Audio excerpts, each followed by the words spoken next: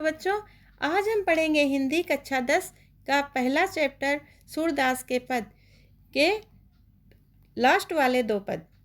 पहले पद पढ़ने के लिए आप हमारी पार्ट 1 वीडियो देख सकते हैं। तो चलिए हम पढ़ते हैं। हमारे हरिहारिल की लकड़ी, मन क्रम वचन नंद नंदन उरिया दृढ़ कर पकड़ी। जागत सोवत स्वप्न दिवस निसि कान्हा कान्हा जकरी। सुनत जोग लागत है ऐसो ज्यों करवी ककरी। सुतो व्याधि हमको ले आए देखी सुनी न करी। यह तो सूर तिन्हें ले सौंपो जिनके मन चकरी। जब उद्धव ने गोपियों को योग का संदेश दिया है तब गोपियां कहती हैं कि हमारे कृष्ण तो हमारे लिए, श्री कृष्ण तो हारिल की लकड़ी के समान है। हारिल एक चिड़िया होती है जो लकड़ी को पकड़े रहती है और जीवन पर्यंत तक पकड़े रहती है, उसको वो छोड़ती ही नहीं है। तो उसी तरह से गोपियां कह रही हैं कि हमारे लिए श्री कृष्ण तो हारिल की लकड़ी के समान है। श्री कृष्ण हमारे हृदय में उसी प्रकार बसे हुए हैं जिस प्रकार से हारिल पक्षी जो होता है वो लकड़ी को जीवन का सहारा मान लेता है। उसी तरह से हमने अपने हृदय में श्री कृष्ण को बसा रखा, अर्थात श्री कृष्ण हमारे जीने का एकमात्र आधार है।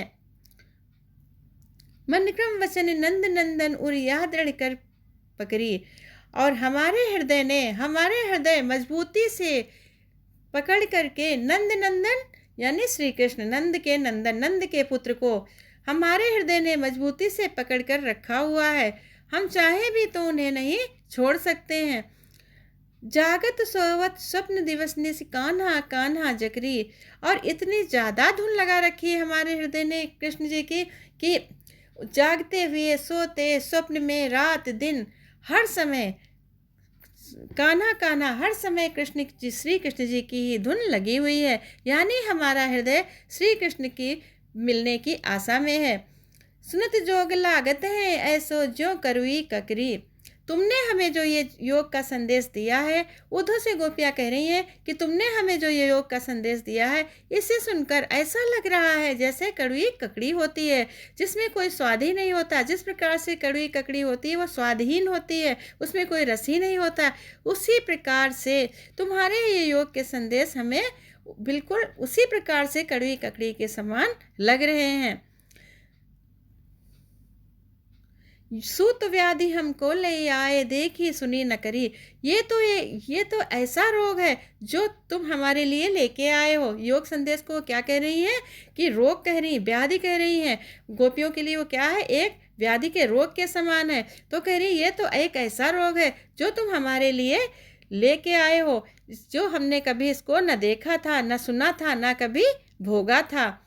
यह तो सूर तिन्हें लो सौंपो जिनके मन चक्री। सूरदास जी कह रहे हैं कि गोपियाँ कहती हैं कि उद्धव तुम ये अपने जो योग, ये जो संदेश है, योग का संदेश है, ये उन्हीं लोगों को दो, उन्हीं को दो जिनका मन डोलता रहता है।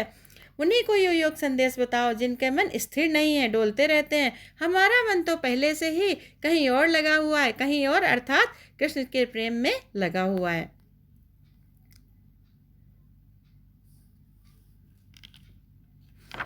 हरि है राजनीति पढ़ियाए, समझी बात कहत मधुकर के समाचार सब पाए। इक अति चतुर हुते पहले ही अब गुरु ग्रंथ पढ़ाए। बड़ी बुद्धि जानी जो उनकी जोग सदेश पठाए।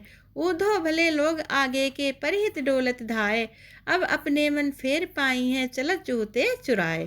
ते क्यों अनीति करो आप उनसे जे और अनीति छुड़ाए।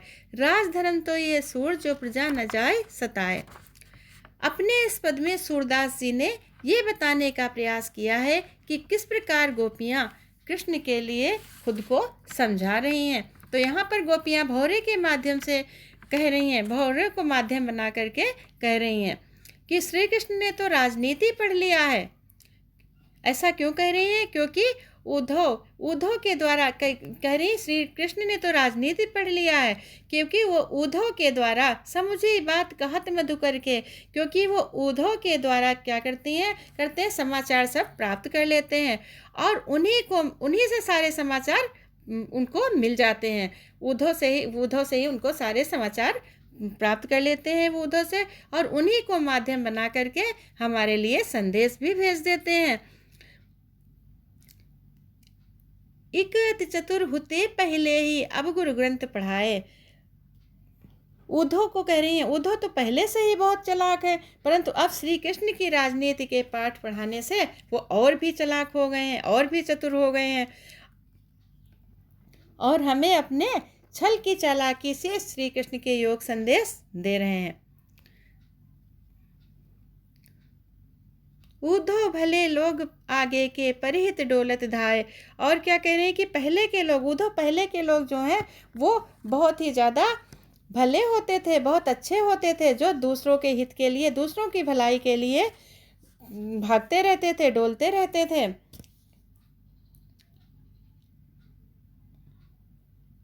अब अपने मन फेर पाई है चलत जो होते चुराए।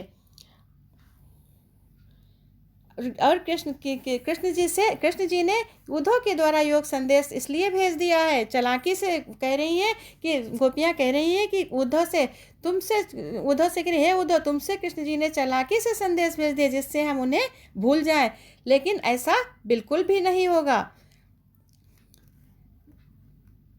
अब अपने मन फेर पाई हैं चलत जो होते चुराए। और क्या कह रही हैं कि उनके गोपियों के अनुसार, कि गोपियाँ कह रही हैं कि हाँ लेकिन कब, जब हम अपने मन तभी पा पाएंगे, अपने मन दोबारा से तब हमें मिलेंगे, हमें मन तब वापस, इससे हमारा मन क्या वापस मिल जाएगा?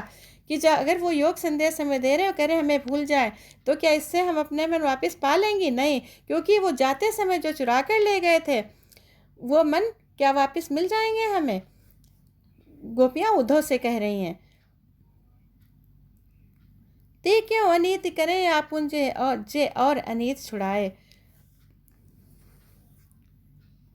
और उन गोपियाँ कह रही ये बातें हमारी समझ में बिल्कुल भी नहीं आ रही हैं कि स्वयं तो जो कृष्ण जी स्वयं ही अन्याय को मना करते थे, अन्याय कैसे कर सकते हैं?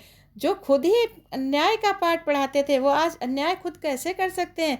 उनके अनुसार किसी उनका राजधर्म क्या होता है, राजा का धर्म क्या होता है कि जो प्रजा को अपनी दुखी ना करे। सूरदास जी कह रहे हैं कि गोपियाँ कह रही हैं कि राजा का धर्म तो ये होता है कि वो अपनी प्रजा का ख्याल रखे, हर तरह से ख्याल रखे सुख दुख में, और उनको सताए नहीं, दुखी मत करें। लेकिन यहाँ तो बिल्कुल उल्टा ही है, उल्टा ही है कि स्वयं ही वो क्या कर रहे हैं, स्वयं गोपियों को दुखी कर रहे हैं।